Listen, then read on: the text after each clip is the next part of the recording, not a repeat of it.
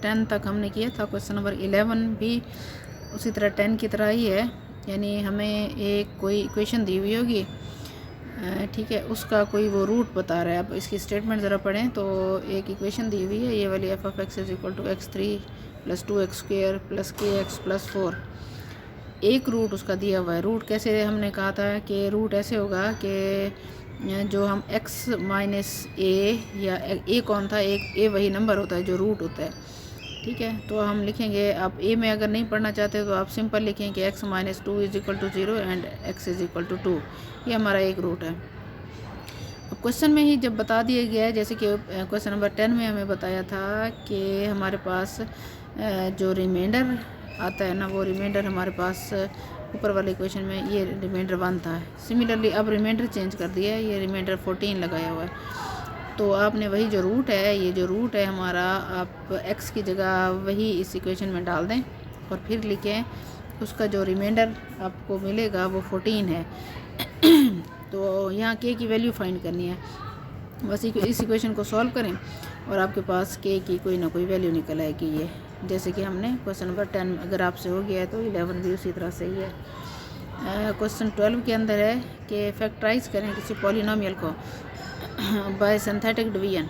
अब हम synthetic division कैसे यूज़ करते हैं? सिंथेटिक डिवीजन ऐसे होती है कि आपको ये इक्वेशन दी हुई है, ये देखें x3 है, यानी यूँ समझें ये है 1x3। इसका पहले पीछे कोफिशिएंट भी देखें, यहाँ कोई नंबर नहीं है तो समझें 1 है, ठीक है। और फिर आपके पास है x² वाली टर्म नहीं है तो अब आप लिखें x² के साथ 0 है उसका ये जो कोफिशिएंट है। फिर x वाला तरतीब से देखें, पहले x3 है, अगर इसी तरह x4 हो तो पहले x4 का लिखें, फिर x3 का लिखें, फिर x² का लिखें, फिर x का लिखें, फिर कांस्टेंट टर्म लिखें। देखें x3 के साथ कोफिशिएंट 1 था तो हमने 1 लिख दिया, इसके साथ कोफिशिएंट 0 था, यहाँ हमने 0 लिख दिया, इसके साथ कोफिशिएंट -7 था, यहाँ -7 लिख दिया। ये 6 है एंड में तो हम ये इसको 6 को यहाँ लिख लिया। सबसे पहला काम तो आपने ये करना है, कोफिशिएंट्स लिख देने हैं, ठीक है। ये ज़रा दोबारा मैं आपको बताती हूँ कि कोफिशिएंट्स कैसे लिख देने हैं। यहाँ आप कोफिशिएंट लिखा आपने 1, यहाँ आपने कोफिशिएंट लिखा 0, यहाँ आपने कोफिशिएंट लिखा -7, यहाँ आपने कोफिशिएंट लिखा 6। अब आपने ये करना है, जो रूट है जैसे यहाँ x = 2 का, उस रूट को यहाँ लिख दें, ठीक है। फिर आपने ये करना है, ये टर्म जो जैसी की जैसी यहाँ लिखी हुई है उसको नीचे लिख दें। ये टर्म जैसी की जैसी लिखी हुई है 1, उसके नीचे 1 ही लिख दें। फिर आपने ये करना है कि 2 को 1 से मल्टीप्लाई कर दें तो आएगा 2, वो 2 आपने यहाँ लिखना है, ठीक है। फिर इसको ऐड कर दें, यहाँ से आएगा 2, फिर इस 2 को फिर इसके साथ मल्टीप्लाई करें, जो नंबर आए उसको यहाँ लिख दें। अब फिर इसको ऐड करें तो हमारे पास -3 बचेगा, जो बचे उसको आप इससे मल्टीप्लाई कर दें, फिर आप 2 एंड -3 ये हमारे पास हो जाएगा -6, ठीक है। इसको ऐड करें तो यहाँ हमारे पास 0 आ जाएगा। यही चीज़ यहाँ की हुई है, ये मैंने दोबारा आपको करके बताई है। ये जो ये लिखी हुई है ये उन्होंने डायरेक्ट लिखा हुआ है, जैसे मैंने आपको करके दिखाया है, ये सारी वैल्यूज़ कैसे आ गई हैं। अब फिर आपने ये करना है कि अब देखें x⁻³ है, यानी ये पॉलिनोमियल है ऑफ डिग्री 3, तो आपके पास 3 रूट होने चाहिए। एक रूट उसने दे दिया, हमने उस रूट को यूज़ करते हुए सिंथेटिक डिवीजन यूज़ की, फिर हमारे पास कैसी इक्वेशन निकल आई, फिर इस बड़ी इक्वेशन से ये छोटी इक्वेशन बन जाएगी, इस बड़ी से ये वाली जो बड़ी है इससे इक्वेशन अब छोटी बन जाएगी। हम वो लिख लेते हैं, जैसे हमने ऊपर वाली इक्वेशन को के कोफिशिएंट लिखे थे ना, अब इसके लिखते हैं। देखें 1x² + 2x - 3, ये हमारी ऐसी इक्वेशन बन गई। इस इक्वेशन को ये हमारे पास क्वाड्रेटिक इक्वेशन आ जाती है। इस क्वाड्रेटिक इक्वेशन को आपने लिया कहाँ से? ये यहाँ से लिया। ये कोफिशिएंट्स लिखते जाएं, क्वाड्रेटिक है, पावर 2 है तो 1 लिखेंगे x² के साथ, 2 लिखेंगे x के साथ, -3 लिखेंगे सिंपल x विदाउट x, यानी यूँ समझे x की पावर 0 है यहाँ, जिसको हम 1 कहते हैं, वो हम यहाँ लिखते नहीं हैं, फिर हमने -3 लिख दिया। अब ये आ गई आपके पास क्वाड्रेटिक इक्वेशन। क्वाड्रेटिक इक्वेशन को आप 4.1 में सॉल्व कर चुके हैं। जिस तरह वहाँ सॉल्व किया था इसके फैक्टर बनाए, फैक्टर बनाने के बाद आपके पास ये 2 फैक्टर आ गए। देखें x+3 और x-1, ये 2 फैक्टर आ गए। तो x की वैल्यूज़ ये फैक्टर बने। एक फैक्टर उसने हमें खुद पहले से दिया हुआ था, ये जो 2 था, ये भी फैक्टर ये दिया हुआ था, तो उससे हमने ये लिख लिया कि x-2 भी एक फैक्टर होगा।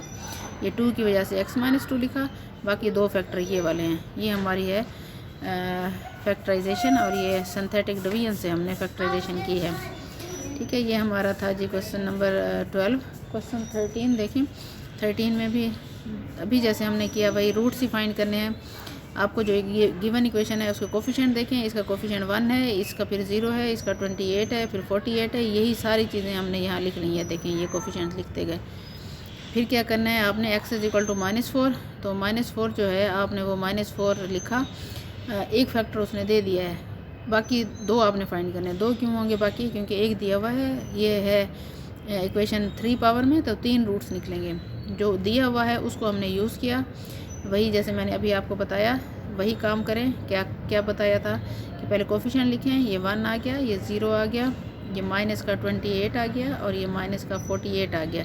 ये लिखने के बाद मैंने कहा था जो आपको फैक्टर बताता है वो यहाँ लिखें, इस 1 को वैसे का वैसे नीचे लिख दें, फिर आप मल्टीप्लाई करते जाएं। ये -4, ये -4 यहाँ आ जाएगा, फिर इसको ऐड करें तो -4, फिर इस -4 को इससे मल्टीप्लाई करें तो यहाँ 16 आ जाएगा, फिर इसको ऐड करें हमारे पास तो ये -12 आ जाएगा, फिर इसको मल्टीप्लाई करें तो ये हमारे पास 48, 12 4 ज़ार 48, तो ये 48 आ जाएगा। इसको हम ऐड करें तो यहाँ 0 बचेगा रिमाइंडर। ये सारा काम आपने कर लेना है, अभी आपको बताया मैंने। ये करने के बाद आपके पास जो नीचे ये इक्वेशन आएगी 1x² आएगा, उसके साथ 1x² -4x -12 ये आ जाएगा। इसको फिर आपने इसके फैक्टर बनाए, फैक्टर बनाने के बाद आपको ये जो उसके मिले x -6 और x + 2 और एक ये x ये भी था -4, तो -4 की वजह से ये x + 4 हो जाएगा, बाकी 2 ये आ जाएंगे। ये 3 हमने फाइंड करने थे उसके जो थे अपने रूट्स, ठीक है। 14 क्वेश्चन में भी इसी तरह से ही है जैसे हमने अभी किया है, बिल्कुल आपने उसको ऐसे ही करना है। ये देखें, सबसे पहले हमने ये कोफिशिएंट्स लिख दिए, ये वाला, फिर ये वाला, फिर ये वाला, फिर 27, फिर ये -18 ये कोफिशिएंट लिख दिए। अब उसने हमें बताया है कि जो 2 रूट्स हैं, अब ये पॉलिनोमियल है पावर 4 की, तो आपके पास कितने रूट बनेंगे, 4 बनेंगे। 2 उसने दे दिए हैं, बाकी 2 आपने फाइंड करने हैं। तो वही काम करें, पहले 1 हमें दिया हुआ था, अब 2 दिए हुए हैं, तो फिर वही 2 से आप इस 2 को वैसे का वैसे नीचे लिख दें, ठीक है। फिर इस 2 को 2 से मल्टीप्लाई करें, वो 4 आएगा, ये 4 है, फिर आपने इसको प्लस कर देना है, 11 आ जाएगा, 11 2 ज़ार 22 वो लिखें, फिर इसको प्लस माइनस करें, 18 आ जाएगा, 18 को फिर 2 से मल्टीप्लाई करें, वही प्रोसेस जो भी बताया है उसको आप चलाएं।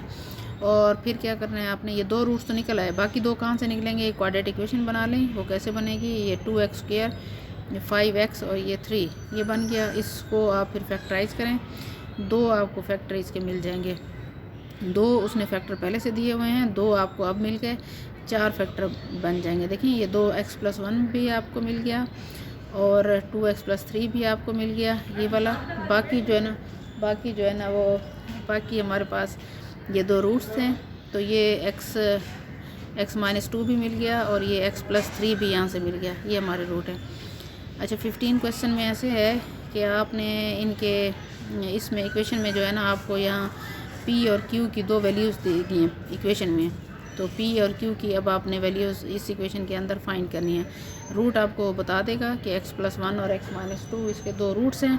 जो रूट्स हैं जैसे हमें ऊपर वाले क्वेश्चन में बताया था, उन रूट्स को आप यहाँ लिख दें, जो है पहले एक के साथ करें फिर दूसरे के साथ करें। उसमें ये मसला ये होगा कि ये p's और ये कॉन्स्टेंट्स ये जो है ना ये ऐड आपस में नहीं हो सकते, तो हम इसको ऐसे लिखेंगे p - 1, और ये इसी तरह से ये भी ऐड नहीं हो सकते क्योंकि p और q और 1 ये मुख्तलिफ चीज़ें हैं, मुख्तलिफ नंबर्स हैं समझें, तो हम इनको आपस में ऐड नहीं कर सकते। हम ऐसे लिख देंगे q - p + 1। इसी तरह से ये वाला जो है 6 और 1 ऐड हो सकते हैं, बाकी ये q और p's नहीं हो सकते, तो हम उसको एज़ इट इज़ लिख देंगे। लेकिन क्वेश्चन में ये कहता है कि ये जो -1 है और 2 हैं ये हमारे ये जो है ना फैक्टर हैं। जब ये फैक्टर हैं तो इट मीन्स रिमाइंडर 0 होना चाहिए। ये मैंने पहले आपको बताया था, जब कोई 2 नंबर किसी एक नंबर के फैक्टर होते हैं तो उनको मल्टीप्लाई जब हम उसको उस इक्वेशन में वैल्यूज़ डालते हैं तो उसका आंसर 0 आ जाता है। तो यहाँ भी यही कहना है कि ये देखें यहाँ रिमाइंडर बच गया, लेकिन उसने कहा है कि -1 तो फैक्टर है।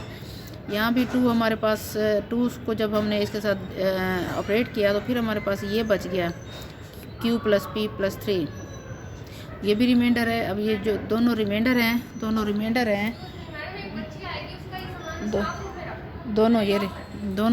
हैं ये, तो फिर इन रिमाइंडर का आंसर 0 होना चाहिए। तो हमने ये रिमाइंडर दोनों ज़ीरो लिख दिए। यानी रिमाइंडर कौन है, एक ये रिमाइंडर है, इसको भी इक्वल टू ज़ीरो रख दें, एक ये रिमाइंडर है, इसको भी आप इक्वल टू ज़ीरो रख दें। ठीक है, ये जब ज़ीरो हो जाएंगे तो फिर देखें ये हमारे पास दो इक्वेशन बन जाएंगी। ये देखें इंपॉर्टेंट क्वेश्चन है, ये दो इक्वेशन बन गई, ये पहली वाला रिमाइंडर, ये दूसरे वाला रिमाइंडर, इसको आप ऐड करेंगे तो ये q कैंसिल हो जाएंगे, तो ये 2p + 8 = 0 हो जाएगा। यहाँ से हमें p की कोई वैल्यू मिल जाएगी। यही p की वैल्यू किसी भी इक्वेशन में डालें तो आपको q की वैल्यू भी मिल जाएगी। ये आप जैसे इक्वेशन सॉल्व करती हैं उसी तरह आपने सॉल्व करके किसी भी इक्वेशन में डालें तो आपको ये जो q है वो 1 है वो डाल दें अगर, और p हमारे पास -4 है तो वो इक्वेशन सेटिस्फाई भी होनी चाहिए। ये भी देख लें कि इसी के अंदर p और q की दोनों वैल्यूज़ डालें तो फिर आपके पास आंसर 0 भी आना चाहिए। इससे आपको पता चलेगा आपने क्वेश्चन ठीक किया है। क्वेश्चन 16 भी इसी तरह से है। यहाँ पहले आपने p और q की वैल्यूज़ डालनी थी, अब आपने a और b की वैल्यूज़ डालनी है। देखिए पहला जो क्वेश्चन था उसमें हमारे पास इस इक्वेशन के अंदर p और q मौजूद थे, अब a और b हैं। बाकी प्रोसेस सारा आप वही करेंगे। दो रूट्स उसने दे दिए हैं आपको, जो दिए हैं वो कौन से हैं, -2 भी है और 2 भी है। ये दो रूट्स हैं, इन दो रूट्स को सिंथेटिक डिवीजन जैसे मैंने आपको समझाई है उसी तरह लिखेंगे। ज़रा मैं अगर कहें तो मैं ये देखें तो दोबारा भी देख लें। ये हमारे पास ये 1 है, एक ये हमारे पास -4 था, ये हमारे पास a था, ये हमारे पास b था। अब हमने इसको -2 के साथ ऑपरेट किया सिंथेटिक डिवीजन में। 1 मैंने कहा था वैसे के वैसे डाल दें, इसको इसके साथ मल्टीप्लाई कर दें, -2 आ जाएगा, उसको आप ऐसे लिख दें। ये हमारा -6 हो जाएगा, फिर -6 को फिर मल्टीप्लाई कर दें, ये हमारा 12 हो जाएगा। अब देखें a और 12 को आप ऐड नहीं कर सकते हो आपस में, तो फिर इनको ऐसे ही लिख देंगे कि a + 12। तो a + 12 यहाँ रह गया, इस a + 12 को आप फिर इसके साथ मल्टीप्लाई करने हैं, वो आएगा -2a - 24। तो वही ये -2a और -24 यहाँ, -2a और -24 यहाँ लिख देंगे, फिर इसको इसके साथ ऐड करेंगे तो आपके पास देखें जो यहाँ बच जाएगा वो हमारा रिमाइंडर होगा। जैसे ये हमारे पास यहाँ बचा हुआ है, ये हमारा रिमाइंडर है, और ये बच गया है, ये हमारा रिमाइंडर है। दो रिमाइंडर है, जैसे पिछले क्वेश्चन में 2 रिमाइंडर बचे थे, ये भी हमारे इसी तरह से 2 रिमाइंडर। कौन कौन से, एक ये और एक ये। ठीक है, हमने कहा था ये फैक्टर, जब कोई चीज़ फैक्टर होती है तो रिमाइंडर = 0 लिखते हैं। तो आप लिखें a + 4 = 0। तो एक इक्वेशन ये बन गई है, a + 4 = 0, और दूसरी इक्वेशन ये बन गई है, ये वाली जो ये है, ये b, इसको लिखा है हमने। तो a + 4 से हमारे पास a = -4 आ जाएगा, a = -4, और a की वैल्यू -4 किसी भी इक्वेशन में डाल दें, a की वैल्यू -4 ऊपर वाली इक्वेशन में डाल दें तो आपको b की वैल्यू मिल जाएगी। तो ये a और b की दोनों वैल्यूज़ आप इसी इक्वेशन में इसमें डालें तो आपको वेरीफाई हो जाएगा कि आपने जो क्वेश्चन किया है वो ठीक है या नहीं है। ये इक्वेशन है हमारी b - 2a - 24, इसमें a और b दोनों डाल दें। ठीक है, उसको माइनस कर दें 24 के साथ, तो आंसर आपका 0 आएगा। अगर ये ऐसे हो जाते हैं इट मीन्स आपने दोनों वैल्यूज़ ठीक निकाली हुई हैं। तो यही था हमारा क्वेश्चन कि हमने a और b की दोनों की वैल्यूज़ फाइंड करनी थी। बस ये हमारी एक्सरसाइज कंप्लीट हो गई है।